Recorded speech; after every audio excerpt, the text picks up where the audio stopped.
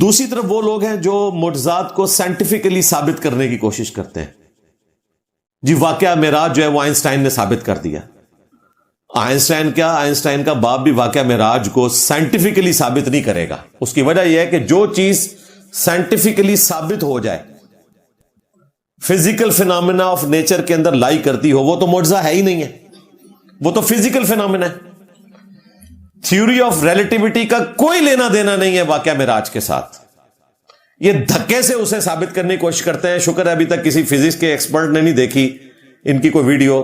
اگر یہ انگریزی میں بنائے یا اس کو اگر اردو آتی ہو تو وہ مذاق اڑائے کہ یار یہ کیا کر رہے ہو. اس طرح ثابت ہوتی ہے چیز. پھر سائنٹیفکلی دیکھنا ہے تو پھر خلا میں جانے کے لیے آپ کو خلائی لباس کی ضرورت ہے, ورنہ تو ہر چیز جل کے راکھ ہو جائے گی. اس کو آپ کیسے ثابت کریں گے؟ نبی الاسلام تو اپنے انہی کپڑوں میں, کرتے میں اور تہمد میں گئے ہیں, خلائی لباس تو نہیں پہنا. یہ معجزہ تھا. اور معجزہ فزیکل فینامنا آف نیچر, قانون قدرت جو ہیں, جن کے علم کو ہم سائنس کا علم کہتے ہیں. The knowledge obtained through observations and experiments is known as science. وہ اس کو توڑنے والے ہوتے ہیں. فزیکل فینامنا آف نیچر کے اندر وہ چیز نہیں آتی جو معجزہ. یہ فرق آپ نے یاد رکھنا ہے. یہ خام خواہ تبازمائی لوگ کرتے رہتے ہیں.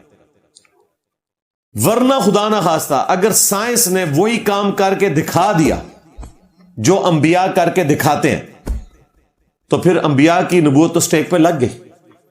پھر تو کوئی فرق نہ رہا. اگر سائنس وہی کام کر دے جو حضرت عیسیٰ ابن مریم نے کیا, تو کیا فرق رہ گیا؟ سائنس وہی کام کر دے جو موسیٰ علیہ السلام نے کیا, تو پھر سائنسدان بھی دعوے پہ حملی کر سکتے ہیں. تو کوئی ایسی چیز ثابت نہیں ہوگی, یہ ذہن میں رکھیے گا. ایک ایکسیپشن آئی ہے دجال کی بخاری اور مسلم میں, کہ وہ ایک بندے کو قتل کر کے دوبارہ زندہ کرے گا, اور وہ بھی اللہ کے نبی علیہ السلام بتا کے گئے ہیں کہ وہ امتحان کے طور پہ ہوگا, اور وہ ایک دفعہ ہی قادر ہوگا, اس کے بعد وہ یہ کام کر بھی نہیں سکے گا. باقی سائنٹیفکلی کوئی ایسی چیز ثابت نہیں ہے کہ کوئی شخص مردہ زندہ کر دے, یا لاٹھی کو وہ سانپ بنا دے, سانپ کو دوبارہ ہاتھ لگائے تو لاٹھی بن جائے. جادوگروں نے جو رسیاں اور لاٹھیاں پھینکی تھی, وہ قرآن میں الفاظ ہیں کہ وہ سانپ نظر آئی, ہے نہیں تھی. قرآن میں واضح ہے کہ کوئی ایک مکھی بھی نہیں بنا سکتا. تو جادوگروں نے لاٹھیوں کو اور رسیوں کو سانپ کیسے بنا لیا تھا؟ نہیں بنایا تھا. آنکھوں کا دھوکہ تھا, ایلوژن تھا. وہ ڈیوڈ کاپرفیلڈ بھی کر کے دکھا دیتا ہے, ایکچوئل نہیں تھا. لہذا یہ معجزات کا فرق آپ نے یاد رکھنا ہے.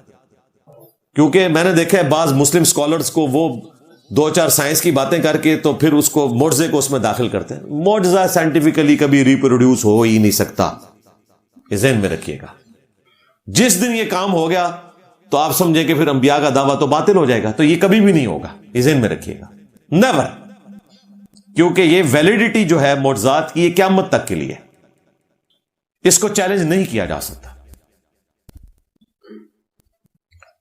قرآن حکیم میں اللہ کے محبوب صلی اللہ علیہ وآلہ وسلم کے 3 معجزات آئے ہیں. باقی بخاری اور مسلم میں درجنوں آئے ہیں, میری کافی ساری ویڈیوز اس پہ ریکارڈ ہیں. 3 جو بڑے بڑے معجزات ہیں وہ قرآن حکیم میں رپورٹ ہوئے ہیں. نمبر 1 خود قرآن, انا نحن نزلنا الذکر وانا لہ لحافظون. بے شک ہم نے اس کتاب کو نازل کیا اور ہم ہی اس کی حفاظت کرنے والے ہیں. تو یہ نبی علیہ السلام کا معجزہ ہے قیامت تک کے لیے, کیونکہ آپ کی نبوت قیامت تک کے لیے, آپ آخری پیغمبر ہیں صلی اللہ علیہ وآلہ وسلم. بخاری اور مسلم دونوں میں حدیث ہے, اللہ تعالیٰ نے ہر نبی کو کوئی نہ کوئی معجزہ دیا تھا, اور ان معجزات کی وجہ سے لوگ ان پر ایمان لاتے تھے. مجھے اللہ تعالیٰ نے وحی کا معجزہ دیا ہے, اور میں اللہ سے امید کرتا ہوں کہ سب سے زیادہ متبعین قیامت کے دن میری امت سے ہوں گے, کیونکہ میرا معجزہ سب سے بڑا ہے, یعنی قرآن. اور وہ بھی بخاری اور مسلم دونوں میں آیا کہ جنتیوں کا نصف امت محمدیہ صلی اللہ علیہ وآلہ وسلم سے ہوگا, آدھے جنتی. اچھا, قرآن پڑھتے ہوئے بار بار مختلف صورتوں میں یہ آیت آتی ہے کہ اس نبی کو کوئی معجزہ کیوں نہیں دیا گیا. حتیٰ کہ سورہ بنی اسرائیل میں 9 معجزات تھے جو کافروں نے ڈیمانڈ کیے کہ آپ یہ کر کے دکھائیں، آپ آسمان پہ چڑھ کے بتائیں ہمارے سامنے، صرف چڑھنے کو بھی نہیں مانیں گے، آپ ہمارے سامنے کتاب لے کر نازل ہو، آپ کا کوئی باغ ہو جس میں آپ نہریں رواں کر دیں، آپ کے لیے سونے کا گھر بن جائے۔ تو یہ 9 معجزات کے جواب میں اللہ تعالیٰ نے فرمایا تم فرماؤ میں بشر ہوں، رسول ہوں، معجزات تو اللہ کے پاس ہے۔ نبی الاسلام کا واحد معجزہ قرآن ہے۔ سورۃ العنکبوت میں آیا کہ اے نبی اس قرآن کے نزول سے پہلے نہ تو آپ کتاب میں سے کچھ پڑھ سکتے تھے، نہ اپنے دائیں ہاتھ سے کچھ لکھ سکتے تھے، ورنہ یہ چیز لوگوں کو شک میں مبتلا کر دیتی کہ یہ کتاب آپ نے خود لکھی ہے۔ اور پھر یہ کہتے ہیں کہ اس نبی کو کوئی معجزہ کیوں نہیں دیا گیا، اس پہ کوئی نشانی آیتن کیوں نہیں نازل ہوئی؟ تو کیا ان کے لیے کافی نہیں ہے کہ صبح و شام قرآن کی آیات ان پہ پڑھی جاتی ہیں؟ یعنی قرآن معجزہ ہے۔ تو نبی علیہ السلام کو اللہ تعالیٰ چاہتا تو سونے کا گھر بنا کے دے سکتا تھا، لیکن اللہ تعالیٰ نے نہیں دیا۔ اور یہاں کہتے ہیں جی اوپر دیکھا تو سونا، نیچے دیکھا تو سونا۔ کہانیاں سنیں، ایسا تو نہیں ہوتا۔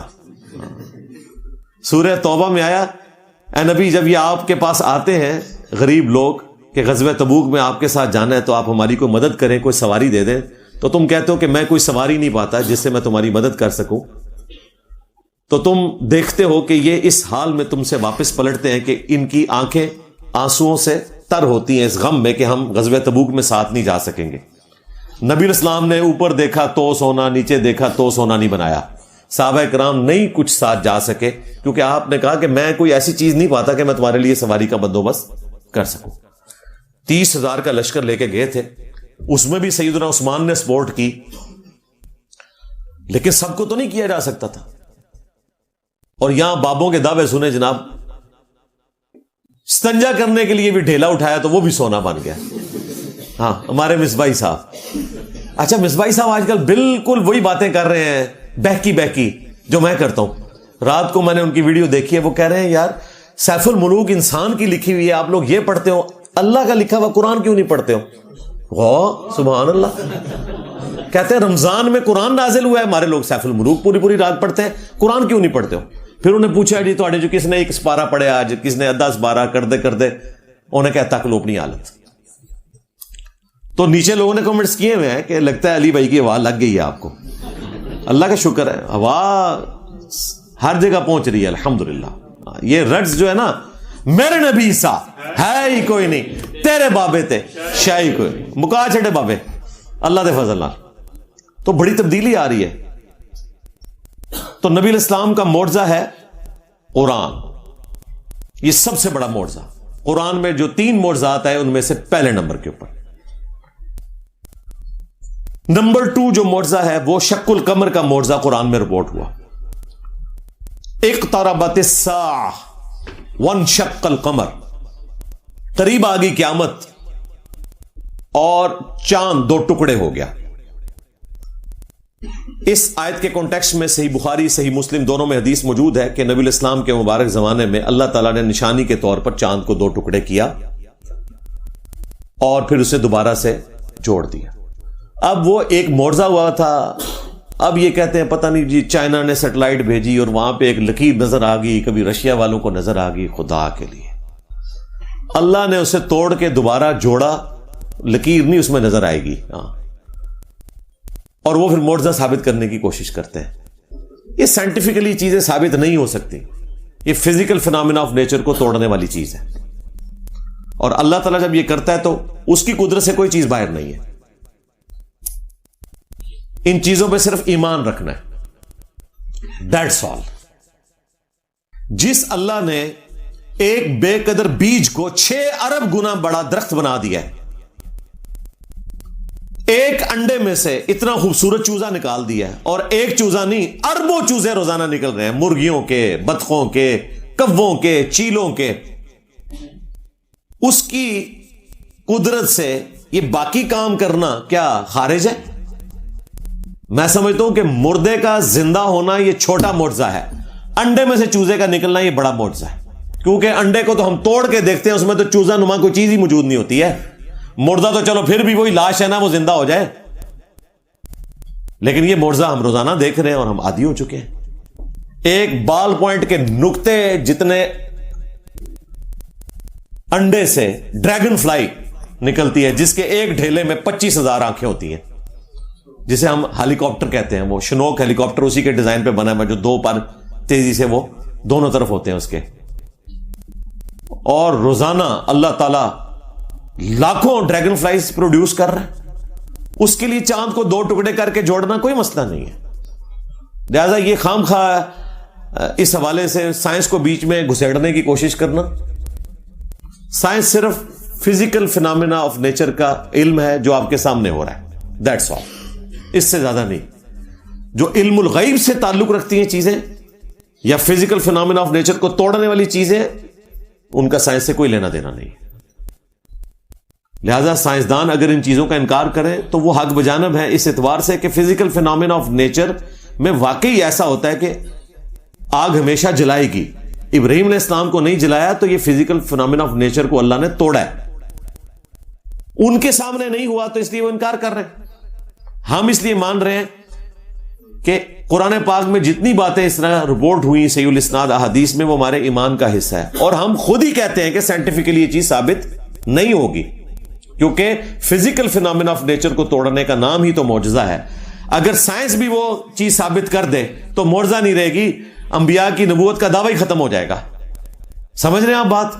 اب آپ دیکھیں، یہ مجھے بتائیں، یہ جو بڑے بڑے اسکالر بیٹھ کے تو تھیوری آف ریلیٹیوٹی سے آئنسٹائن کی تو واقعہ معراج بیچ میں داخل کر رہے ہیں، یہ دین کی خدمت کر رہے ہیں، دین کو نقصان پہنچا رہے ہیں، نقصان پہنچا رہے ہیں. اور یہ بات میں اس لیے کر رہا ہوں کہ میں سائنس کا اسٹوڈنٹ ہوں، ان سے زیادہ آتی ہے سائنس اللہ کے فضل سے. پھر بھی میں کہہ رہا ہوں خدا کے لیے خطرناک کھیل نہ کھیلو. آپ سائنس تو کسی اور چیز کا نام ہے. سائنٹسٹ بالکل صحیح جگہ کھڑے ہیں اس اعتبار سے، وہ کہہ رہے ہیں فزیکلی یہ چیز پاسبل نہیں ہے. بالکل صحیح کہہ رہے ہیں. ہمارا بھی یہی دعویٰ ہے کہ انبیاء وہ کام کر کے دکھاتے ہیں جو فزیکلی امپاسبل ہوتا ہے، تبھی تو وہ معجزہ ہوتا ہے. اگر سائنٹسٹ بھی اس چیز کو کر کے دکھا دے تو معجزہ کیسے ہوگا؟ پھر نبی میں اور غیر نبی میں فرق کہاں رہ جائے گا؟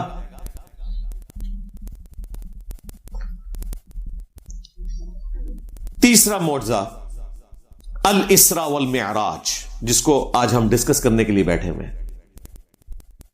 پبلک میں ویسے یہ واقعہ معراج کے نام سے مشہور ہے، لیکن یہ اصلاً ہے الاسراء والمعراج.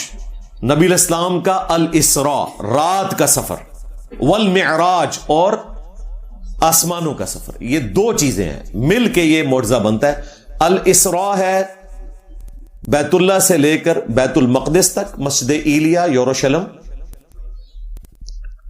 اور المعراج ہے یروشلم سے 7 آسمانوں کا سفر، الٹیمیٹلی سدرۃ المنتہا پہ جا کے وہ سفر اینڈ ہوا. اس کے اوپر جو کچھ بیان کیا جاتا ہے بالکل جھوٹ کہانی ہے. اینڈ سدرۃ المنتہا ہے، اس سے اوپر کوئی مخلوق نہیں جا سکتی، نہ کوئی فرشتہ جا سکتا ہے نہ کوئی پیغمبر جا سکتا ہے. وہ انشاءاللہ تعالی میں آج بخاری اور مسلم سے انشاءاللہ ثابت بھی کروں گا. تو یہ الاسراء والمعراج کا معجزہ، اس کی کوئی تاریخ رپورٹ نہیں ہوئی ہے جو 27 رجب کو مناتے ہیں. چونکہ اب پبلک میں مشہور ہے اس لیے میں رجب کے مہینے میں آج 21 رجب 1447 ہجری میں بیٹھ کے اس کو ڈسکس کر رہا ہوں بمطابق 11 جنوری 2026، چونکہ آج کل یہ ڈسکشن ہو رہی ہے. ویسے اس کی کوئی تاریخ رپورٹ نہیں ہوئی، سال بھی اس کا کوئی ایسا رپورٹ نہیں ہوا. یہ ہجرت مدینہ سے جسٹ پہلے کا واقعہ ہے. اور واقعہ طائف جو ہوا ہے، نبی علیہ السلام کو تکلیف اٹھانی پڑی سفر طائف میں، اس کے بعد کا واقعہ. آپ علیہ السلام کی دلجوئی کے لیے اللہ تعالیٰ نے اتنا بڑا معجزہ آپ کے ساتھ کیا، الحمدللہ. اور ظاہر ہے یہ معجزہ تھا تو یہ جسمانی بھی تھا اور روحانی بھی تھا. اگر صرف یہ خواب کا ایکسپیرینس ہوتا پھر کافر بھی مان لیتے. کافروں نے انکار ہی اس لیے کیا کہ نبی علیہ السلام نے اس کا فزیکل دعویٰ کیا تھا. اس حوالے سے جو سیدہ عائشہ سلام اللہ علیہا کا قول پیش کیا جاتا ہے یا حضرت معاویہ رضی اللہ تعالیٰ عنہ کا قول پیش کیا جاتا ہے، وہ بالکل جھوٹی روایتیں ہیں. اصول محدثین پہ کوئی ثابت نہیں ہے کہ نبی علیہ السلام کو خواب میں معراج ہوئی. اگر ان روایتوں کو کسی نے صحیح ماننا ہے تو وہ خواب والی معراجیں تو بخاری مسلم میں بھی ثابت ہیں. آپ علیہ السلام کو کئی دفعہ خواب میں کئی مناظر دکھائے گئے ہیں. ایک دفعہ معراج نہیں ہوئی، کئی دفعہ ہوئی ہے. لیکن یہ الاسراء والمعراج، آپ کے رات کا سفر اور آسمانوں کا سفر، یہ قرآن پاک میں بھی رپورٹ ہوا اور صحیح الاسناد احادیث کے اندر بھی رپورٹ ہوا۔ یہ فزیکل آپ کا جسمانی پلس روحانی ایکسپیرینس ہے، صرف روحانی ایکسپیرینس نہیں ہے۔ نبی الاسلام کا یہ فزیکل ایکسپیرینس ہے، اور ظاہر ہے یہ معجزہ ہے، عقل کو عاجز کرنے والی چیز ہے، فزیکل فینومینا آف نیچر کو توڑنے والی چیز ہے۔ سائنٹیفکلی آپ اسے ریپروڈیوس نہیں کر سکتے، اور نہ اسے آئنسٹائن کی تھیوری آف ریلیٹیوٹی کے ساتھ جوڑ کے کوئی رزلٹ نکالنے کی کوشش کریں، بالکل یہ غلط ہے۔ علمی پوائنٹ نمبر 2، سورہ آل عمران میں اللہ تعالیٰ نے انبیاء کرام علیہ السلام سے جو عہد لیا تھا ان کی روحوں سے، اس کا ذکر کیا کہ میں جب کبھی بھی تمہیں نبوت اور حکمت دے کر بھیجوں اور پھر تمہاری موجودگی میں کوئی اور اللہ کا پیغمبر آ جائے تو تم نے اس پر ایمان بھی لانا ہے، اس کی مدد بھی کرنی ہے، اس کی تصدیق بھی کرنی ہے۔ اور پھر اتنا گاڑا فتویٰ آیا کہ اگر کوئی اس عہد سے پھرے گا تو اس کے لیے یہ وعید کا معاملہ ہوگا۔ سورہ ال عمران میں اللہ تعالیٰ نے واضح یہ چیز انبیاء کرام سے عہد کے طور پر لے لی تھی۔ اسی کی پریکٹیکل اپلیکیشن ہے کہ سیدنا یحییٰ علیہ السلام نے سیدنا عیسیٰ علیہ السلام کی تصدیق کی، کیونکہ دونوں ایک زمانے میں۔ ہمارے نبی علیہ السلام کے زمانے میں کوئی اور پیغمبر نہیں آیا، آپ خود آخری پیغمبر ہیں، لیکن اللہ تعالیٰ نے تمام انبیاء کو آپ کی وجہ سے یروشلم میں مسجد ایلیا بیت المقدس میں اکٹھا فرمایا۔ صحیح مسلم میں آتا ہے شب معراج کی رات آپ نے سب کی امامت فرمائی، اسی وجہ سے ہم آپ علیہ السلام کو امام الانبیاء بھی کہتے ہیں۔ اور اس عہد کی اس اعتبار سے تکمیل بھی ہوگی کہ تمام انبیاء نے آپ کے پیچھے نماز پڑھ کے آپ کی تصدیق کر دی۔ الاسراء یعنی رات کا سفر، اور المعراج یعنی آسمانوں کا سفر، یہ دونوں قرآن میں رپورٹ ہوئے ہیں۔ الاسراء کے نام کے اوپر تو سورت ہے، سورت الاسراء، جسے سورہ بنی اسرائیل بھی کہتے ہیں۔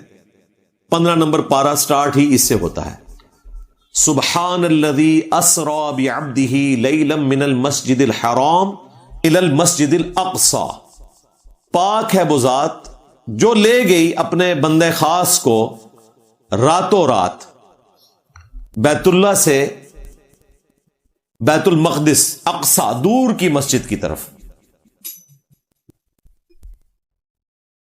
تاکہ وہ اپنے بندے خاص کو وہ نشانیاں دکھائے جو اس کی قدرت کی خاص نشانی ہے۔ وہ نبی الاسلام نے آبزرو کی، وہ انشاءاللہ تعالی ہم آج ڈسکس بھی کریں گے۔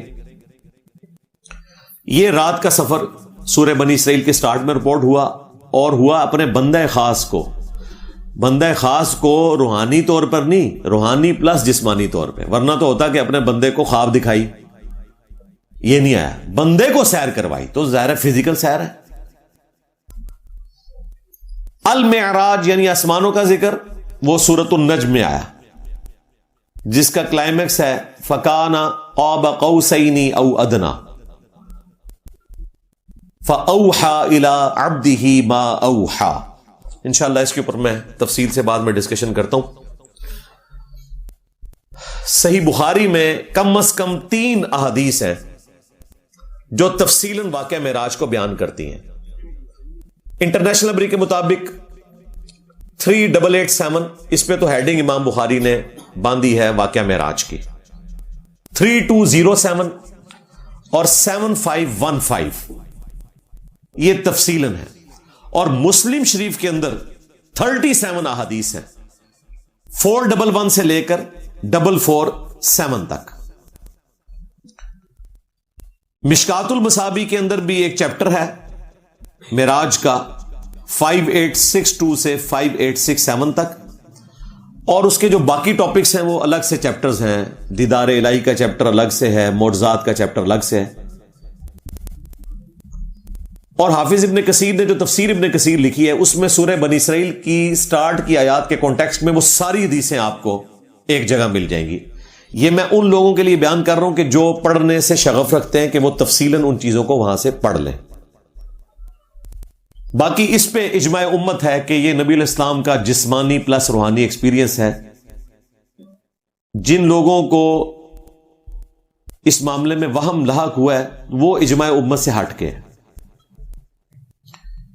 خواب والی معراج الگ سے بخاری مسلم میں رپورٹ ہوئی ہے کئی مواقع کے اوپر. نبی علیہ السلام کو جنت بھی دکھائی گئی، جہنم بھی دکھائی گئی. اس کے ثبوت میں قرآن حکیم سے ایک آیت پیش کرتے ہیں جو لوگ اسے خواب ڈکلیئر کرتے ہیں. وہ کہتے ہیں جی سورہ بنی اسرائیل میں آیا وَمَا جَعَلْنَا الرُّؤْيَا الَّتِي أَرَيْنَاكَ إِلَّا فِتْنَةً لِلنَّاسِ. وہ کہتے ہیں قرآن میں آیا کہ یہ اے نبی علیہ السلام جو ہم نے آپ کو رؤیا دکھایا تھا تو اس کو ہم نے لوگوں کے لیے فتنہ آزمائش بنا دیا. تو کہتے ہیں جی رؤیا جو ہے وہ خواب کے لیے ورڈ یوز ہوتا ہے. تو قرآن میں تو اللہ تعالیٰ نے اسی سورہ بنی اسرائیل میں سے خواب ڈکلیئر کیا. رؤیا صرف خواب دیکھنے کو رؤیا نہیں بولا جاتا، آنکھوں کے نظارے کو بھی رؤیا بولا جاتا ہے. اسی آیت کو ہیڈنگ بنایا ہے امام بخاری نے صحیح بخاری میں، اور کم از کم 3 جگہ امام بخاری ابن عباس کا قول لے کر آئے ہیں. وہ یہی آیت پڑھتے تھے اور یہ کہتے تھے کہ نبی علیہ السلام نے جو یہ منظر دیکھا شب معراج وہ اپنے سر کی آنکھوں سے منظر دیکھا تھا، خواب میں نہیں دیکھا تھا. لہذا ابن عباس رضی اللہ تعالیٰ عنہ جو مفسر قرآن بھی ہیں انہوں نے اس آیت کی تشریح خود بیان کر دی. ویسے بھی لاجیکلی خواب کا معاملہ ہوتا تو مشرکین عرب کو بھی کوئی مسئلہ نہ ہوتا. خواب میں تو ہم بھی وہ کچھ دیکھتے ہیں بعض اوقات جو عام زندگی میں پاسبل نہیں ہے. یہ ہے ہی ایک فزیکل ایکسپیرینس تھا، اس لیے انہوں نے مذاق اڑایا. جس کے ثبوت میں وہ مشہور حدیث ہے المستدرک للحاکم میں، دلائل النبوہ امام بیہقی کی کتاب کے اندر بھی، المعجم الکبیر طبرانی کے اندر بھی موجود ہے کہ سیدنا ابوبکر الصدیق رضی اللہ تعالیٰ عنہ کے بارے میں ہماری ماں سیدہ عائشہ سلام اللہ علیہا کہتی ہیں کہ جب واقعہ معراج ہوا تو کئی مسلمان مرتد ہو گئے. جو کمزور ایمان والے تھے نا وہ تو تیار بیٹھے ہوتے ہیں نا، بس کوئی بہانہ ملے تو وہ سائڈ پہ ہو گئے. اسی موقع پر چند مشرکین حضرت ابوبکر کے پاس آئے اور کہا کہ دیکھو آج تمہارے ساتھی نے کیا بات کر دی ہے کہ وہ راتوں رات 40 دن کی مسافت پہ گیا اور رات کو واپس بھی آ گیا اور وہاں سے آسمانوں کا سفر. تو سیدنا ابوبکر سے انہوں نے پوچھا کہ کیا آپ اس کی تصدیق کرتے ہیں؟ بعض روایتوں میں آتا ہے کہ انہوں نے صرف پہلی کے طور پر پوچھا کہ اگر کوئی یہ دعویٰ کرے کہ جی ایک شخص ایک رات میں اتنا لمبا سفر طے کر کے واپس آ جائے، تو حضرت ابوبکر نے کہا یہ تو ناممکنات میں سے ہے. پھر انہوں نے کہا کہ تمہارا پیغمبر یہ دعویٰ کرتا ہے. تو سیدنا ابوبکر نے کہا کہ اگر میرے پیغمبر یہ بات کر رہے ہیں نا تو یہ کوئی بڑا دعویٰ نہیں ہے. میں تو اس سے بڑا دعویٰ مانتا ہوں کہ ان کے پاس اللہ کی طرف سے فرشتہ آتا ہے وہی لے کر. میں نے وہ فرشتہ نہیں دیکھا ہوا تو میں ان کی تصدیق کرتا ہوں. یہ دعویٰ تو بہت چھوٹا ہے اس کے مقابلے پر. یعنی اللہ کی طرف سے پیغام کا آنا یہ بڑا دعویٰ ہے بنسبت اس کے کہ کوئی شخص کہے کہ میں ایک رات میں 40 دن کا سفر کر کے واپس آ گیا. تو سیدہ عائشہ کے الفاظ ہیں کہ اسی تصدیق کی وجہ سے پھر حضرت ابوبکر کا لقب پڑ گیا صدیق، یعنی سچائی کی تصدیق کرنے والا، سچا انسان. تو یہ تمام چیزیں اس بات کے اوپر گواہ ہیں کہ یہ معاملہ خواب کا نہیں تھا. اگر آپ اسے خواب مانیں گے پھر حضرت ابوبکر صدیق کا جو صدیق والا لقب ہے وہ بھی آپ فارغ کریں گے. یہ تو جڑا ہی اس کے ساتھ ہوا ہے کہ ایک فزیکل واقعہ جس کا کافروں نے مذاق اڑایا. خواب کا تو کوئی مذاق نہیں اڑاتا. خواب میں تو آپ نے بھی کئی بار اپنے آپ کو اڑتے ہوئے دیکھا ہوگا، بڑا تیز بھاگتے ہوئے دیکھا ہوگا، کئی ایک ایسے منظر دیکھے ہوں گے. کئی لوگ تو راتوں رات پرائم منسٹر بھی بن جاتے ہیں خواب کے اندر. تو اس طرح کے بہت مناظر لوگ دیکھتے ہیں، لیکن یہ فزیکل واقعہ تھا. اسی وجہ سے کافروں نے اس کا مذاق اڑایا اور سیدنا ابوبکر صدیق نے تصدیق کر کے صدیق لقب حاصل کیا اور کئی لوگ اس وقت مرتد بھی ہو گئے. علمی پوائنٹ نمبر 3 جو سورہ بنی اسرائیل کے سٹارٹ میں آیا، لِنُرِيَهُ مِنْ آیاتنا، ہم نے یہ سفر اس لیے کروایا تاکہ آپ کو اپنی قدرت کی بڑی بڑی نشانیاں دکھائیں. اب وہ نشانیاں بہت زیادہ ہیں جو رپورٹ ہوئی ہیں صحیح بخاری اور صحیح مسلم کے اندر. میں وہ ساری انشاءاللہ تعالی مختصر وقت میں کور کروں گا. لیکن یہ جو حدیث ہے بخاری اور مسلم دونوں میں واقعہ معراج والی، میں یہ چاہ رہا ہوں ورڈ بائی ورڈ پڑھ کے آپ کو سناؤں. اس کا ٹیسٹ بھی اسی صورت میں ہے کہ میں اسے ورڈ بائی ورڈ پڑھوں تاکہ آپ کو اس حوالے سے ہر چیز کلیئر ہو جائے.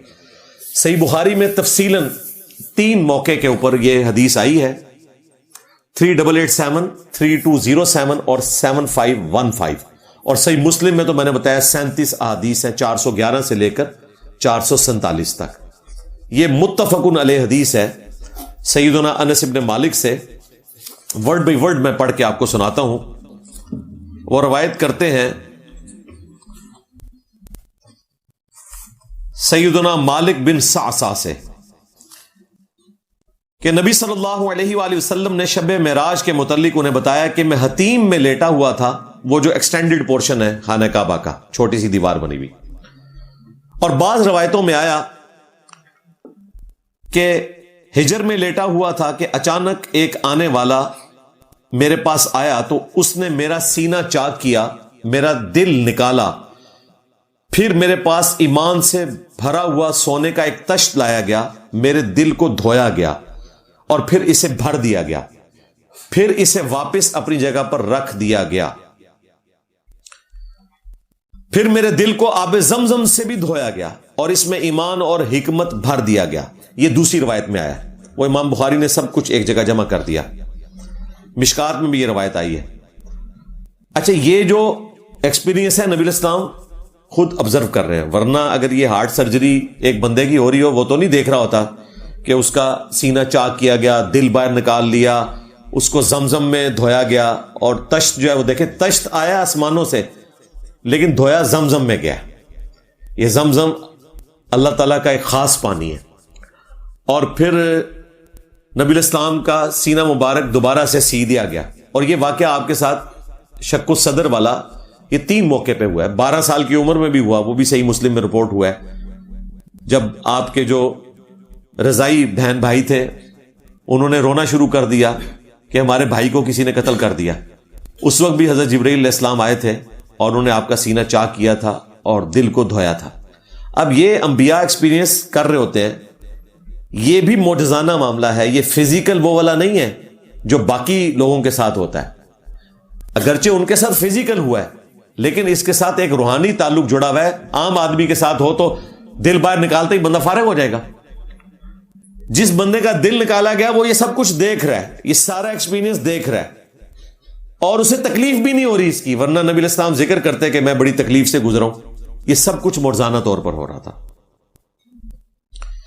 پھر خچر سے چھوٹی اور گدے سے بڑی سفید رنگ کی براق نامی ایک سواری میرے پاس لائی گئی. اس کی نظر جہاں تک پڑتی تھی وہاں اس کا قدم پڑتا تھا. پھر مجھے اس پر سوار کیا گیا. جبرائیل علیہ السلام مجھے ساتھ لے کر چلے حتیٰ کہ وہ آسمان دنیا پر پہنچے تو انہوں نے دروازہ کھولنے کے لیے کہا.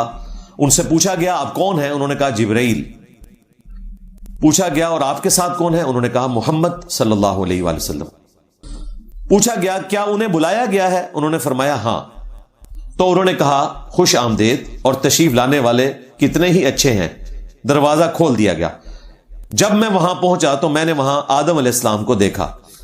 پہلے آسمان کے اوپر آدم علیہ السلام سے ملاقات ہوئی ہے. جبرائیل نے مجھے بتایا یہ آپ کے والد آدم ہیں، انہیں سلام کریں. میں نے انہیں سلام کیا، انہوں نے سلام کا جواب دیا. یہ ایٹیکیٹس بھی سکھائے جا رہے ہیں امت کو پیغمبر کے ذریعے. ظاہر ہے پیغمبر نے تو یہ کرنا تھا لیکن نبی علیہ السلام چونکہ ایک بڑے ایکسٹراڈنری ایکسپیرینس سے گزر رہے تھے لہٰذا آپ صلی اللہ علیہ وآلہ وسلم اپنی طرف سے کچھ نہیں کرنا چاہتے تھے. جو حضرت جبرائیل ان کو کہہ رہے تھے وہ کچھ کرتے جا رہے تھے. سلام کا جواب ملا حضرت آدم علیہ السلام سے. پھر انہوں نے فرمایا صالح بیٹے اور صالح نبی خوش آمدید. پھر جبرائیل مجھے اوپر لے کر گئے حتیٰ کہ وہ دوسرے آسمان پر پہنچے. انہوں نے دروازہ کھولنے کے لیے کہا. پوچھا گیا کون؟ انہوں نے فرمایا جبریل. پوچھا گیا آپ کے ساتھ کون؟ کہا محمد. پوچھا گیا کہ ان کی طرف سے کسی کو بھیجا گیا تھا؟ فرمایا ہاں. یعنی وہی بات ریپیٹ ہوئی کہ یہ مہمان بن کر آئے، خود نہیں آئے. خوش آمدید، آنے والے کتنے ہی اچھے ہیں. دروازہ کھول دیا گیا. جب میں وہاں پہنچا تو یحییٰ اور عیسیٰ علیہ السلام سے ملاقات ہوئی. یہ دونوں خالازاد ہیں, یہ بھی نبی الاسلام نے ذکر کیا. حضرت یحییٰ نے تصدیق کی تھی عیسیٰ ابن مریم کی.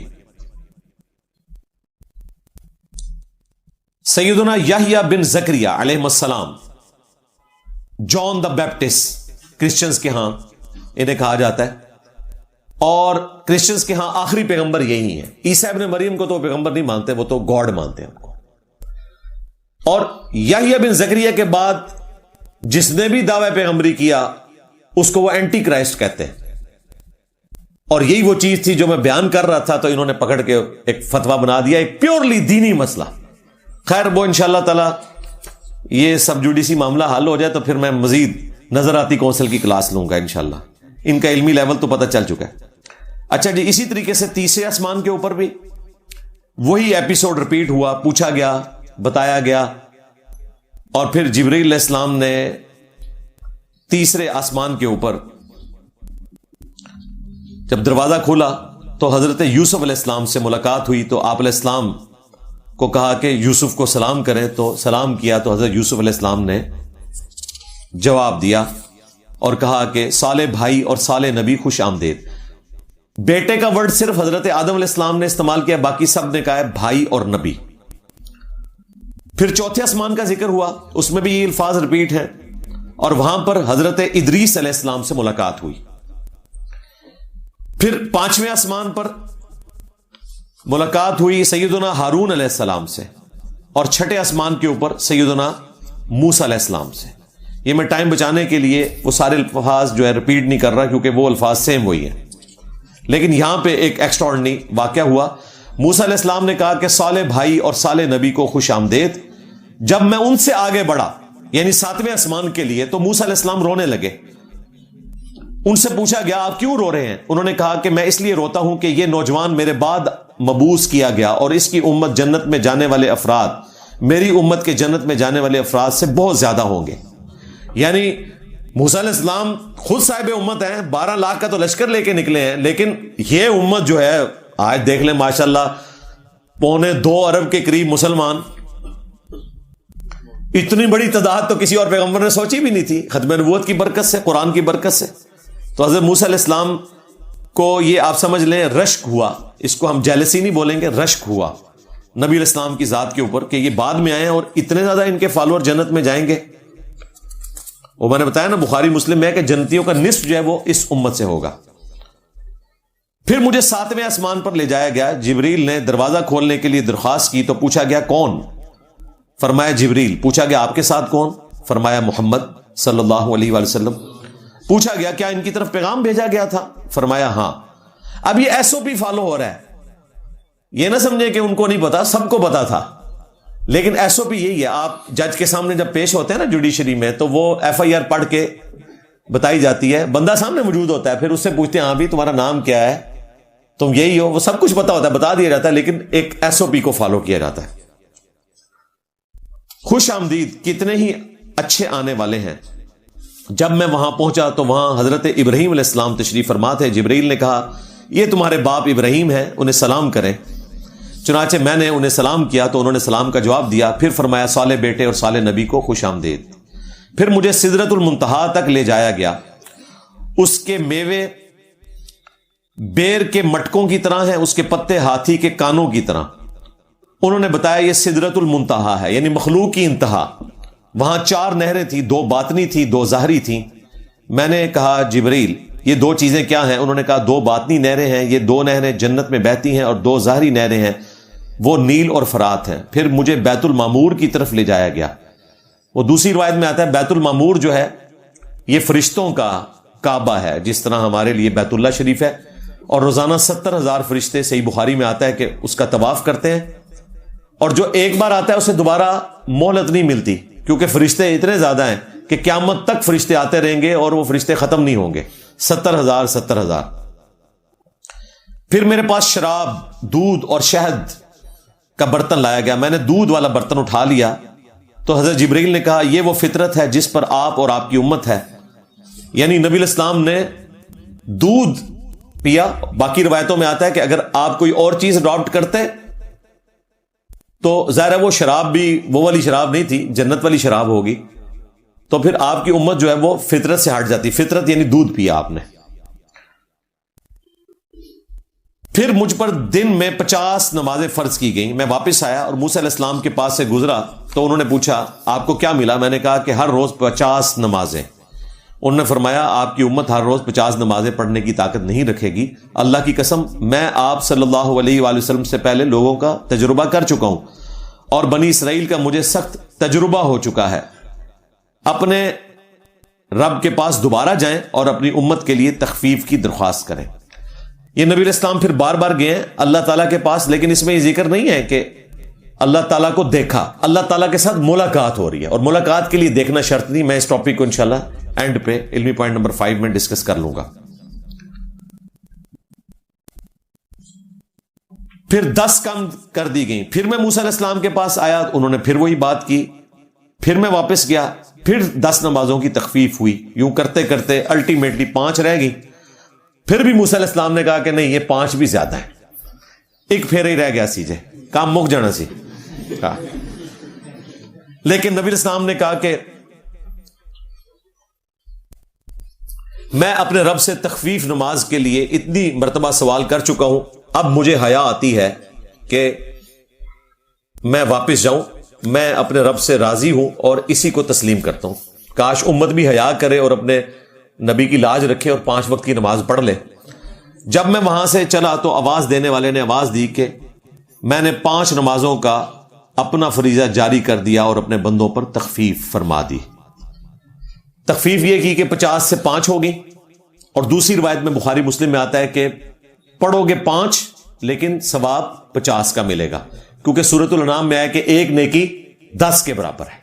تو 5 ملٹیپلائڈ بائی 10 ثواب آپ کو 50 کا ملے گا. اللہ تعالیٰ نے اپنی بات بھی رکھ لی اور نبی علیہ السلام کی سفارش بھی قبول کر لی. ہمارے لوگ اب اس واقعے میں سے نکالتے ہیں جی حضرت موسیٰ علیہ السلام فوت ہو چکے تھے تو مدد کی. اس سے یہ ثابت ہوتا ہے کہ جو بندہ فوت ہوا ہوا ہے آپ اسے مدد مانگ سکتے ہیں. یعنی کامن سینس بھی ان لوگوں میں نہیں ہے. بھائی موسیٰ علیہ السلام فزیکلی نبی علیہ السلام کو ملے تھے اور انہوں نے مشورہ دیا، نبی علیہ السلام نے اس مشورے پر عمل کیا. آپ کو بھی اگر حضرت داتا حجویری صاحب یا حضرت غوث پاک فزیکلی ملیں کہیں پر اور کوئی مشورہ دیں تو آپ اس مشورے پہ عمل کریں. یہ تو نہیں ہو سکتا کہ آپ یہاں سے بغداد کال کریں کہ غوث پاک 2 بوتلاں بھیج دو ٹھنڈیاں. یہ ہو سکتا ہے؟ مجھے بتائیں اس واقعے کا اس سے کیا تعلق ہے؟ جی غیر اللہ سے مدد، فوج شدگان سے مدد. بھائی فوج شدگان اگر فزیکلی آپ کے سامنے آ جائیں تو بالکل مدد مانگے. وَتَعَاوَنُوا عَلَى الْبِرِّ وَالتَّقْوَى وَلَا تَعَاوَنُوا عَلَى الْإِثْمِ وَالْعُدْوَانِ. نیکی اور پرہیزگاری کے کاموں میں ایک دوسرے کی مدد کرو اور برائی کے کاموں میں اور سرکشی کے کاموں میں ایک دوسرے کی مدد نہ کرو. ایسا ہوگا نہیں آپ کے ساتھ، یہ تو معجزہ تھا جو کچھ ہوا، لیکن اگر ہو جائے تو آپ بے شک مدد مانگ لیجئے گا. اور پہلے آپ نے پتا کیا کام کروانا ہے غوث پاک سے یا داتا صاحب سے. اور یہ غوث پاک داتا صاحب بقول ان کے، ہمارا تو غوث بھی اللہ ہے، داتا بھی اللہ ہے. ان سے کہنا ہے کہ حضرت یہ جو یوٹیوب کے اوپر گستاخانہ ویڈیوز رکھی ہوئی ہیں نا، یہ ذرا نگاہ مار کے ڈیلیٹ کر دینا. تو لیزر ہی بڑی تیز ہے، تسی تے مریض ساڑیا ہوا ہے لوٹے کی ٹوٹی سیدھی نہ ہونے کے اوپر. تو مہربانی کرو ذرا یوٹیوب دیا ہارڈ ڈسک ساڑ دیو. یہ کام کروانا ہے، میرا بھی ایک چھوٹا سا کام کرا دیو. ہاں میں بھی مان لواں گا. کہانیاں بنائیں گی. اس طرح ہوتا ہے دنیا میں. دنیا بقدر ایفرٹ ہے. اور دیکھیں وہ بابا جی خادم رضوی صاحب بھی جناب امت مر جائے گستاخیاں بھی ہوندیاں نے امت زندہ. میں کہا بابا جی بابے کیوں نہ مر جان؟ امت کے پاس تو اختیار ہی کوئی نہیں ہے. بابے لیزر مارتے تھے آنکھوں سے، آج بابے کدھر مر گئے ہیں؟ یوٹیوب سے ڈیلیٹ کریں نا ویڈیوز، کیونکہ ان کا دعویٰ ہے کہ یہ کرتے ہیں. تو کہو کہ بابے مر جائیں. کیا انہوں نے اپنے نبی کا کلمہ نہیں پڑھا؟ انہوں نے نبی کے ساتھ غداری کرنی، وفاداری نہیں کرنی؟ ان کو اپنے نبی کی شفاعت نہیں چاہیے بابوں کو قیامت کے دن کہ پھینٹی لوانی نے اپنی؟ تو اختیار ہے ہی کوئی نہیں. تو یہ بات کریں گے کہ جی اللہ تعالیٰ کیوں نہیں کر لینا، اس پاسے ٹر پیندے نے. بھائی اللہ نے دنیا کو بقدر ایفرٹ رکھا ہوا ہے. اللہ نے ابرا کے لشکر کو ایک ہی دفعہ تباہ کیا ہے اس سال کو یادگار بنانے کے لیے جس سال نبی الاسلام پیدا ہوئے. اس کے بعد کعبہ کئی دفعہ تباہ ہوا ہے. یزید پلید کے دور میں آگ لگ گئی، غلاف کعبہ جل گیا، دیوار ڈیمیج ہو گئی۔ حجاج ابن یوسف نے منجنیق سے پتھر پھینک کے عبداللہ ابن زبیر کو شہید کرنے کی خاطر کعبے کو نقصان پہنچایا۔ یہ دونوں واقعات صحیح مسلم میں رپورٹ ہوئے ہیں، کہانی شریف میں نہیں ہوئے۔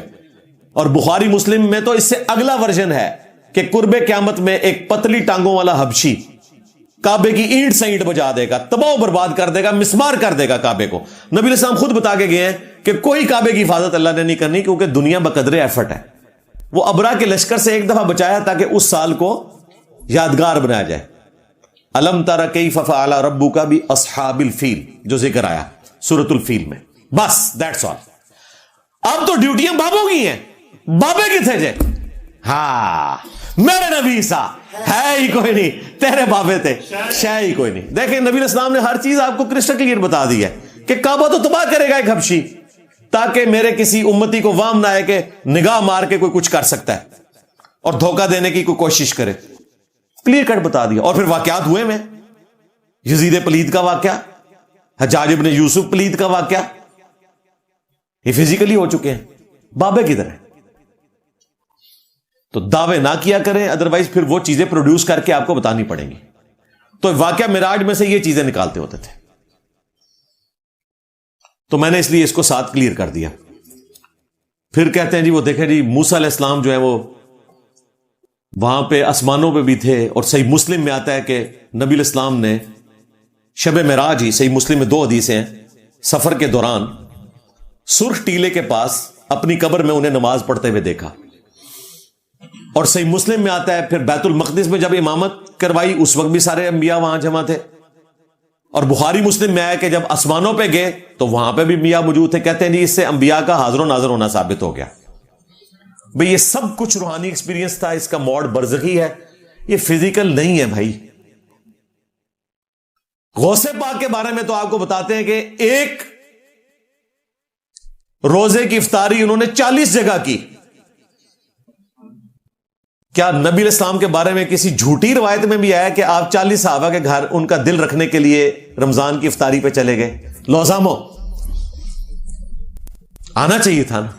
آپ سے زیادہ کون تھا؟ حریص علیکم بالمؤمنین رؤوف الرحیم۔ وہ ایسے نہیں ہوتا بھائی۔ رہا انبیاء اکرام کا دنیا سے جانے کے بعد یہ روحانی ایکسپیرینس کہ موسیٰ علیہ السلام اپنی قبر میں بھی موجود ہیں، اس کے بعد بیت المقدس میں بھی موجود، اور پھر آسمانوں میں بھی، وہ یہ ایک فزیکل ورلڈ کی چیز ہی نہیں ہے۔ جسم کے ساتھ اس کا کوئی لینا دینا اس اعتبار سے نہیں ہے، اس جسم کے ساتھ جو موت سے پہلے کا ہے۔ ہاں موت کے بعد جو معاملات ہیں وہ بالکل روحانی معاملات ہیں، اور وہ فزیکل فینامنا آف نیچر کو توڑنے والے ہیں۔ نبی علیہ السلام کا واقعہ معراج کا ایکسپیرینس جسمانی پلس روحانی ہے، لیکن اس کا موڈ برزخی ہے۔ ورنہ مجھے بتائیں یوروشلم میں جب نبی علیہ السلام نے بیت المقدس میں امامت کی، ٹیمپل ماؤنٹ ابھی بھی موجود ہے نا، 1 لاکھ بندہ تو اس وقت بھی وہاں نہیں آتا پورا، دیکھ لیں کتنی ساری جگہ ہے وہ۔ تو 1 لاکھ انبیاء کیسے بیت المقدس میں پورے آئے؟ روحانی ایکسپیرینس تھا۔ اور 1 لاکھ بندہ اگر ایک رات کسی سٹی میں آئے تو پورے شہر کے اندر ہلچل نہیں مچ جائے گی، کسی کو پتہ بھی نہیں چلا، کیونکہ وہ برزخی موڈ میں سارا واقعہ ہو رہا تھا۔ اس چیز کو سمجھیں، اس کا اس فزیکل ورلڈ کے ساتھ کوئی تعلق نہیں ہے۔ اسی طریقے سے سنن نسائی میں اور دلائل النبوہ امام بیہقی کی کتاب میں اور کتابوں میں آتا ہے کہ نبی علیہ السلام کو جب حضرت جبرائیل علیہ السلام لے کر نکلے بیت اللہ شریف سے تو سب سے پہلے طیبہ لے کر گئے۔ یہ مدینہ شریف کا دوسرا نام ہے، طیبہ بھی ہے، توبہ بھی ہے، طیبہ بھی ہے، اور مشہور جو ہے وہ مدینہ ہے، اس سے پہلے یثرب۔ نبی علیہ السلام نے پوچھا یہ کون سی جگہ ہے؟ تو بتایا گیا کہ ان قریب یہ آپ کی ہجرت کا مسکن بنے گا، یہ طیبہ ہے۔ پھر وہاں پہ آپ علیہ السلام نے 2 رکعت نماز پڑھی۔ پھر آپ صلی اللہ علیہ وآلہ وسلم کوہ طور کے پاس سے گزرے، وہاں پر سٹے کروایا گیا اور بتایا گیا کہ یہاں حضرت موسیٰ علیہ السلام کے ساتھ اللہ تعالی ہم کلام ہوئے تھے۔ اس کے بعد پھر بیت اللحم لے جایا گیا جہاں حضرت عیسیٰ علیہ السلام کی پیدائش ہوئی تھی، بیت المقدس میں. ہر جگہ 2-2 رکعت نفل پڑھوائے گئے، یہ چیز بتانے کے لیے کہ جن جگہوں کو انبیاء کے ساتھ نسبت ہو وہ اللہ کے نزدیک بابرکت جگہ ہوتی ہیں. لہٰذا اس حدیث میں امام ابن تیمیہ کا رد ہو گیا جو انہوں نے اقتداء الصراط المستقیم میں لکھا تھا کہ انبیاء کی جگہوں کو تلاش کرنا، خصوصاً نبی الاسلام کے حوالے سے، کہ ابن عمر جو ہے وہ ان جگہوں کو تلاش کر کے، بخاری میں آتا ہے نا کہ ان جگہوں پہ نماز پڑھتے تھے جہاں سفر حج میں نبی الاسلام نے نماز پڑھی تھی. حتیٰ کہ مسجد میں ایک جگہ نماز نہیں پڑھی، انہوں نے ایک ٹیلے کے پاس نماز پڑھی کہ نبی الاسلام نے اس جگہ پہ نماز پڑھی تھی، مسجد تو بعد میں بنی. اور مسند احمد میں آتا ہے ایک جگہ انہوں نے پیشاب کیا اور وہ انہوں نے جگہ یاد رکھی ہوئی تھی کہ یہاں نبی الاسلام نے پیشاب کیا تھا. تو اس عمل کے اوپر گرفت کی ابن تیمیہ نے اور کہا کہ یہ تو ابن عمر کی بدعت ہے، اگر یہ کوئی نیکی کا کام ہوتا تو خلفائے راشدین کر لیتے. نعوذ باللہ من ذالک. تو ان کے رد پہ میں نے یہ والی حدیث پیش کی تھی کہ یہ حدیث اس بات کا ثبوت ہے کہ انبیاء کی جگہوں کی رسپیکٹ کرنا نبی الاسلام نے بھی کی ہے، حضرت جبرائیل علیہ السلام نے بھی کروائی ہے. عبداللہ بن عمر کا یہ رسپیکٹ کرنا سنت کے بالکل مطابق ہے. اسی طریقے سے بخاری مسلم میں آتا ہے نبی الاسلام کو شب معراج دجال بھی دکھایا گیا، عیسیٰ ابن مریم بھی دکھائے گئے طواف کعبہ کرتے ہوئے، اور پھر داروغ جہنم مالک کے ساتھ بھی ملاقات ہوئی. نبی الاسلام کہتے ہیں وہ میرے پیچھے کھڑے تھے، مجھے جبرائیل نے کہا یہ آپ کے پیچھے جہنم کا داروغہ کھڑا ہے، مالک اس کو سلام کرے. تو حضور کہتے ہیں میں جب پیچھے مڑ کے اس کی طرف متوجہ ہوا تو اس سے پہلے کہ میں اسے سلام کرتا اس نے خود مجھے سلام کیا، تو پھر میں نے اس کے سلام کا جواب دیا. سلام ہے جی حضرت مالک کو، ڈیو ریسپیکٹ دی پروفٹ کو صلی اللہ علیہ وآلہ وسلم. بخاری مسلم میں حدیث ہے کہ جب نبی اسلام سفر معراج سے واپس آئے تو کافروں نے آپ علیہ السلام سے سوال پوچھنے شروع کر دیے کہ اچھا آپ رات کو بیت المقدس گئے تھے، بتائیں بیت المقدس کے کتنے دروازے ہیں، بار بلڈنگ کو کون سا رنگ ہوا ہوا ہے، کتنی سیڑھی ہیں. اب جو بندہ زندگی میں ایک دفعہ گیا ہے وہ یہ چیزیں تو نہیں نوٹ کرتا. میں نے اپنی اکیڈمی کی سیڑھیاں پچھلے 5 سالوں میں سینکڑوں دفعہ چڑھی ہیں. اگر آپ مجھ سے پوچھیں کتنی سیڑھی ہیں تو میں تو نہیں بتا سکتا، اور نبی اسلام تو گئے ایک دفعہ تھے. تو آپ فرماتے ہیں کہ میں جواب نہیں دے سکا تو کافروں نے مجھے جھٹلانا شروع کر دیا، اور میں اتنا پریشان ہوا کہ میں اعلان نبوت کے بعد کبھی اتنا پریشان نہیں ہوا تھا کہ میں ان کو جواب نہیں دے پا رہا اور یہ میرا مذاق اڑائیں گے. اتنے میں اللہ تعالیٰ نے یورشلم پورے کا پورا اٹھا کے میری نگاہوں کے سامنے کر دیا. بخاری مسلم کے الفاظ ہیں کہ میں کعبے میں کھڑا تھا اور ایک ایک چیز مجھے فزیکلی نظر آ رہی تھی. وہ جو مجھ سے پوچھتے جاتے تھے میں بتاتا جاتا تھا.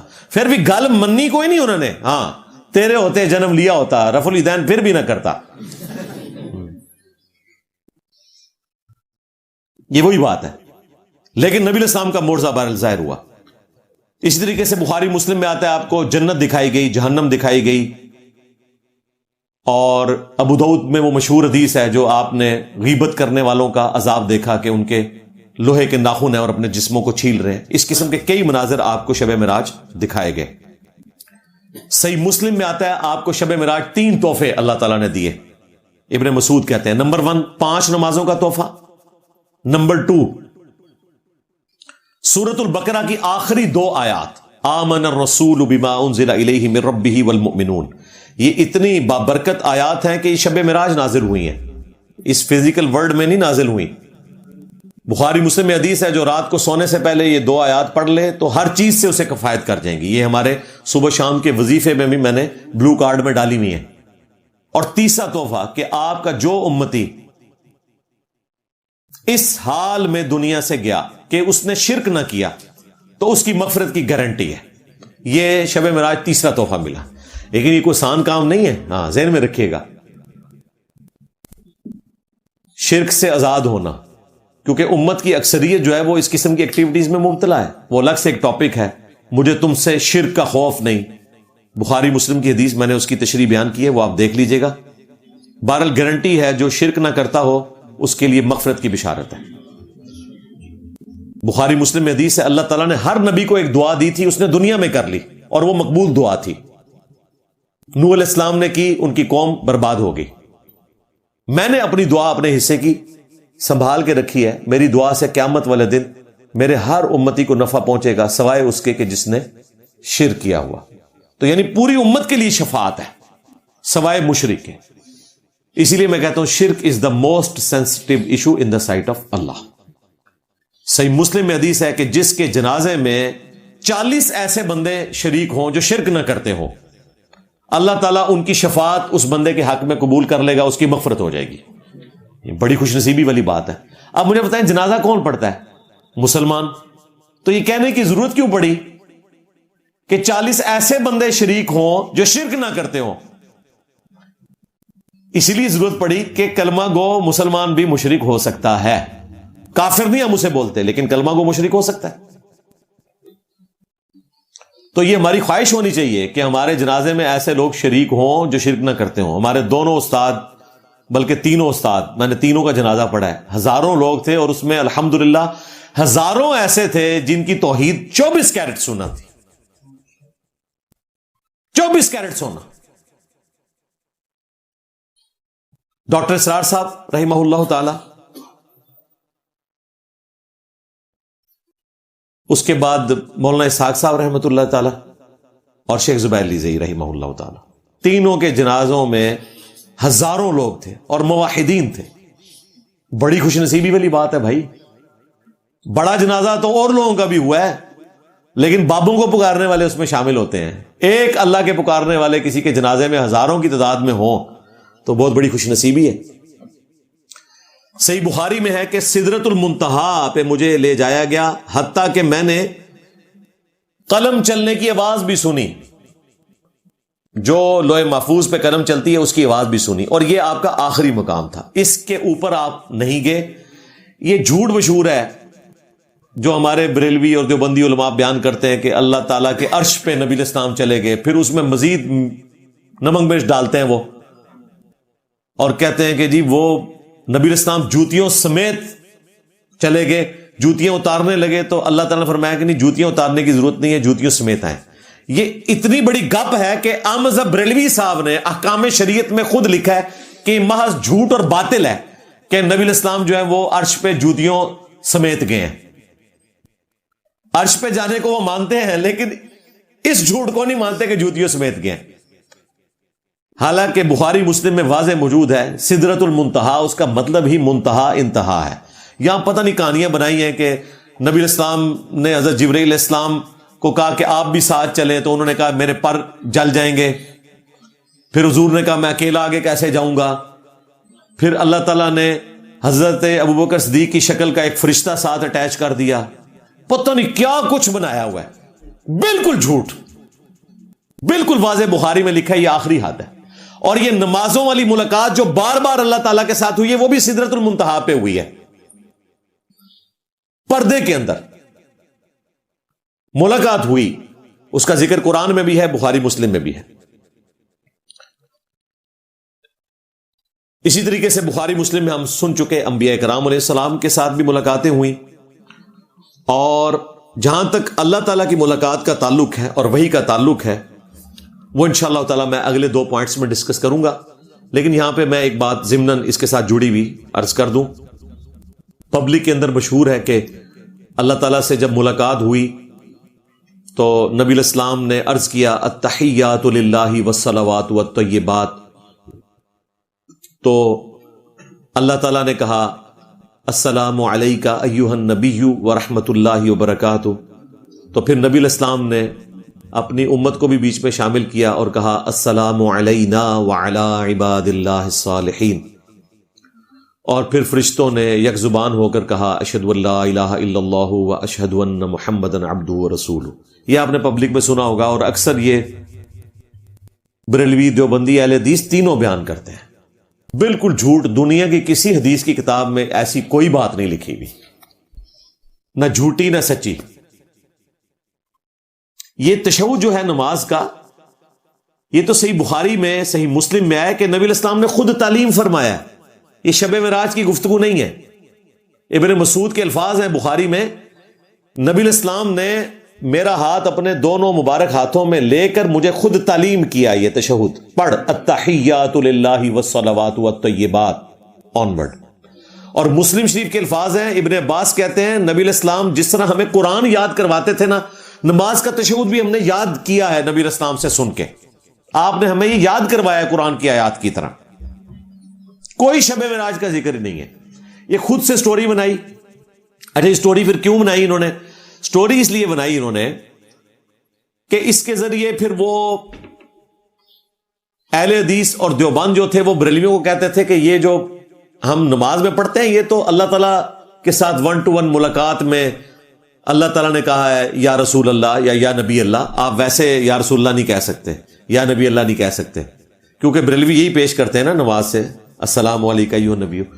تو ان کے عقیدے کی خرابی اپنی جگہ، لیکن جواب اس طرح کا دینا جو جھوٹ پہ مبنی ہے. وہ کہتے ہیں یہ جی حکایتاً پڑھا جاتا ہے سٹوری کے طور پر، یہ انشائیہ نہیں پڑھا جاتا، یعنی انٹینشنلی نہیں پڑھا جاتا. حالانکہ بخاری مسلم میں الفاظ ہیں، نبی صلی اللہ علیہ وآلہ وسلم نے فرمایا جب تم یہ پڑھو گے السلام علیکہ ایھا النبی ورحمۃ اللہ وبرکاتہ، السلام علینا وعلی عباد اللہ الصالحین، تو زمین و آسمان میں جہاں بھی اللہ کے نیک بندے ہیں اللہ تعالیٰ تمہارا سلام ان تک پہنچا دے گا.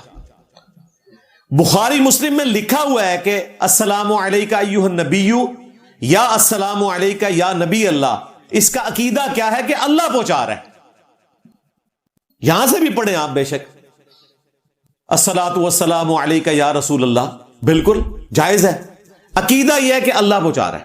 قبر رسول پہ پڑھنا تو ثابت ہے 4 کتابوں میں، المصنف ابن ابی شیبہ میں، سنن کبریٰ البیہقی میں، فضل الصلاۃ علی النبی میں، اور الموطأ امام مالک میں، کہ عبداللہ ابن عمر جب بھی قبر رسول پر حاضر ہوتے پڑھتے السلام علیکہ یا رسول اللہ، پھر السلام علیکہ یا ابا بکر، حضرت ابو بکر کی قبر پہ، اور السلام علیکہ یا عمر، ایک روایت میں السلام علیکہ یا ابتا، اے میرے باپ آپ پر سلام ہو. تو ہم یا رسول اللہ کو مانتے ہیں، السلام علیکہ یا رسول اللہ کو مانتے ہیں، الصلاۃ والسلام علیکہ یا رسول اللہ کو مانتے ہیں، لبیک یا رسول اللہ کو مانتے ہیں. لیکن جیسے ہی آپ کہیں گے المدد، پھر نہیں ہم مانیں گے، کیونکہ ایاک نعبد و ایاک نستعین. بارش کون برساتا ہے؟ اللہ. ڈیوٹی کس کی ہے؟ فرشتوں کی. لیکن اگر آپ فرشتوں سے بارش مانگیں گے تو آپ مشرک ہو جائیں گے. آپ نے بارش کی دعا اللہ سے کرنی ہے. یہ جھگڑا ہی نہیں ہے کہ مولا علی سنتے ہیں یا نہیں سنتے، آخرت کی زندگی میں زندہ ہیں یا نہیں زندہ. یہ جھگڑا نہیں ہے. وہ سنتے بھی ہوں، آخرت کی زندگی میں زندہ ہیں، اس کے باوجود آپ مدد کے لیے انہیں نہیں پکار سکتے. پکارنا آپ نے اللہ کو ہے، اور اگر خدا نہ خواستہ آپ نے اللہ کے ساتھ کسی اور کو مدد کے لیے پکارا، مطلقاً پکارنا کوئی مسئلہ نہیں ہے، مدد کے لیے پکارنا شرک ہے. اگر آپ نے مدد کے لیے پکارا تو یہ آپ نے ڈیوینٹی میں کلیم کر دیا، گویا کہ الہ مان لیا، یہ شرک ہے. ثبوت امن یجیب المضطر اذا دعاہ ویکشف السوء ویجعلکم خلفاء الارض اِلَٰهٌ مَّعَ اللَّهِ. بھلا بتاؤ تو کون ہے جو مصیبت اور اضطراب میں گرے ہوئے شخص کی فریاد کو سنتا ہے اور تم سے تمہاری تکلیف کو دور کرتا ہے اور تمہیں اگلوں کا خلیفہ کرتا ہے، تمہارے ماں باپ کے مرنے کے بعد تم، تمہارے مرنے کے بعد تمہاری اولاد. اِلَٰهٌ مَّعَ اللَّهِ، کیا اللہ کے ساتھ کوئی اور معبود بھی ہے جس کی یہ کوالٹیز ہوں؟ قَلِيلًا مَّا تَذَكَّرُونَ، بہت کم ہی تم نصیحت حاصل کرتے ہو. سورۃ النمل کی اس آیت میں اللہ تعالیٰ نے واضح فرما دیا کہ جس نے یہ عقیدہ رکھا کہ اللہ کے سوا کوئی اور بھی مشکل کشا حاجت روا ہے، اس اعتبار سے کہ آپ اس سے دعا مانگ سکیں، تو گویا آپ نے اسی کو اپنا رب مان لیا. بالکل کلیئر عقیدہ ہے. ظاہری اسباب میں آپ مانگیں مدد. وَتَعَاوَنُوا عَلَى الْبِرِّ وَالتَّقْوَى وَلَا تَعَاوَنُوا عَلَى الْإِثْمِ وَالْعُدْوَانِ. نیکی اور پرہیزگاری کے کاموں میں ایک دوسرے کی مدد کرو، برائی کے کاموں میں نہ کرو. جی امی سے روٹی نہ مانگے، وہ مانگو بھائی، مری ہوئی امی سے تو نہیں کو مانگتا، زندہ امی سامنے موجود ہے. غوث پاک بھی سامنے موجود ہو تو آپ ان سے کہہ سکتے ہیں کہ جی پانی پلا دیں، ثواب کا کام ہے، کریں گے، ظاہر اکڑیں گی تو نہیں. لیکن غوث پاک اگر قبر میں اور آپ کہہ رہے پانی پلا دو، نہیں پلا سکتے بھائی. دعا خاص اللہ کے ساتھ خاص. اس ٹاپک کو میں بارہا کئی ویڈیوز میں کلیئر کر چکا ہوں. یہ کہتے ہیں ہم تو اسباب کے طور پہ بزرگوں کو، بھئی اسباب کے طور پہ اگر پکارتے ہو تو پھر جا کے اللہ کے بندو داتا دربار یا غوث پاک کے دربار کے باہر جو ہے وہ خالی ٹرالی کھڑی کیا کرو اور ان کو کہو کہ جی ذرا اینٹیں آپ لوڈ کروا دینا. اسباب میں تو وہاں جو بندہ سامنے موجود ہے وہ تو لوڈ کروا دے گا. تو اسباب یہ کہاں سے ہوئے؟ یہ آپ دعا مانگ رہے ہیں اور یہ اللہ تعالیٰ کے ساتھ خاص ہے. اور اگر اسباب میں دیکھا جائے تو سورج سے بڑا کوئی مشکل کشا نہیں ہے. سورج کی وجہ سے بارشیں ہوتی ہیں، ہوائیں چلتی ہیں، موسم بدلتے ہیں، غذا تیار ہوتی ہے. اس غذا کو خواہ وہ کھیتیوں کی شکل میں ہو، پھلوں کی شکل میں ہو، جانور کھاتے ہیں، جانوروں کو ہم کھاتے ہیں. ہماری زندگی اگر کسی ایک مشکل کشا کے اوپر ڈیپینڈنٹ ہے نا، جو ظاہری اسباب میں اللہ نے اسے ہمارا مشکل کشا بنایا ہے، ظاہری اسباب میں وہ سورج ہے. یہ پانی بھی مشکل کشا سورج کی وجہ سے ہے. اگر سورج نہ ہوتا تو سمندروں کا پانی ویپریٹ ہو کے گلیشیئرز کی فارم میں نہ سٹور ہوتا، اور وہاں سے دریا نہ چلتے، اور زمین کے نیچے بھی دریا جو چلتے ہیں وہ بھی اسی کی وجہ سے، وہ بھی سورج کی تپش کی وجہ سے پگھلتے ہیں اور ہم اس پانی کو استعمال کرتے ہیں. اور دیکھیں اللہ کا کمال کہ وہ پانی ویپریٹ ہوتا ہے، نمک وہیں رہ جاتا ہے. اسی لیے سمندر کا پانی نمکین ہوتا ہے، کیونکہ نمک جو ہے ویپریٹ نہیں ہوتا، پانی ویپریٹ ہوتا ہے اور وہ پانی میٹھا بن کے واپس آتا ہے. ادروائز یہ پانی نمکین ہو جائے تو نمکین پانی تو آپ پی نہیں سکتے، موت ہو جائے گی انسان کی. تو سورج کو تو کسی نے نہیں مدد کے لیے پکارا، جو اصل میں غوث پاک ہے. ہاں ظاہری اسباب میں غوث پاک کا بھی غوث پاک جو ہے وہ سورج ہے. سورج نہ ہو تو غوث پاک زندہ نہیں رہ سکتے. غوث پاک نے روٹی کھانی ہے تو کہاں سے آئے گی بھائی؟ سورج کی وجہ سے. تو ہمیں کبھی وام بھی نہیں آیا کہ سورج کو کبھی مدد کے لیے پکارے. یار سب سے بڑا تو وہ تھا. کتنی زیادتی کی ہے یار. مجھے لگتا ہے قیامت والے دن جو ہے نا، سورج نے سب سے پہلے شکایت کرنی ہے بابوں کے ماننے والوں کی کہ یا اللہ، ان کے بابوں کا مشکل کشا میں تھا اور تو نے مجھے ان کا مشکل کشا بنایا ہوا تھا. مجھے نہیں تھے پکارتے، یہ مرے ہوئے بابوں کو پکارتے تھے. اور یقین مانے بابے بھی گواہی دیں گے اس بات کی کہ واقعی سورج مشکل کشا ہے. سورج کو تو چھوڑ دیں، قرآن میں عیسیٰ اور ان کی ماں دونوں روٹی کھایا کرتے تھے.